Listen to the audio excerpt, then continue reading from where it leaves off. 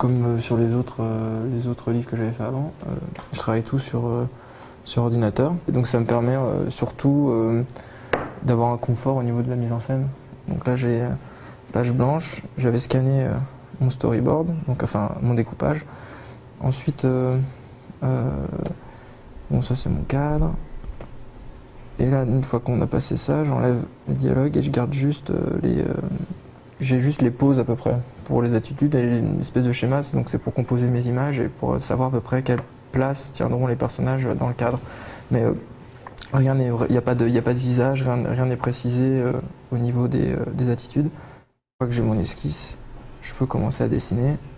Là par exemple sur cette case, là c'est une case dans l'histoire où Bojiski, le professeur, va lui dire qu'il est un peu vieux, donc pour la mise en scène j'avais préféré l'éloigner du cadre pour bien mettre en avant le fait qu'il disait cette phrase qui était très importante et pour mettre en avant l'attitude de Paulina qui est un peu triste de la situation. Le simple fait d'avoir une nuance de gris me permettait symboliquement de raconter déjà beaucoup parce que j'utilise le blanc pour toutes les peaux et ensuite dès qu'ils dansent ils deviennent tout en blanc.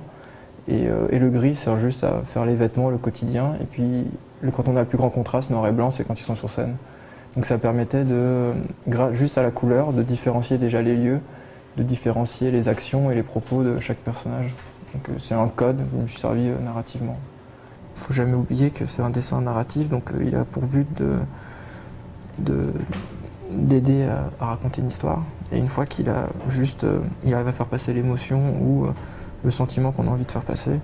Et ça sert à rien de commencer à rentrer dans les détails de perfection. Le lecteur restera même pas une fraction de seconde même pas une seconde sur le dessin. Donc, je me concentre sur mes personnages, j'ai pas des décors monstrueux. Et ma technique me permet d'aller vite et surtout de tenir, parce que si je passe plus de 2 ans sur le même truc ou j'en sais rien, au bout d'un moment on fatigue et puis là ça commence à devenir vraiment difficile, quoi. C'est vrai qu'il y a toujours, je complexe à chaque fois sur le fait que j'utilise pas des techniques comme je redessine pas avec un crayon, enfin ça m'arrive de dessiner avec un crayon pour un dédicace et tout ça, mais à chaque fois j'essaie de rouvrir une boîte d'aquarelle en me disant on va se lancer dedans, puis bon après le dessin pour le dessin j'abandonne assez vite. On est dans un art narratif et le plus important c'est la narration.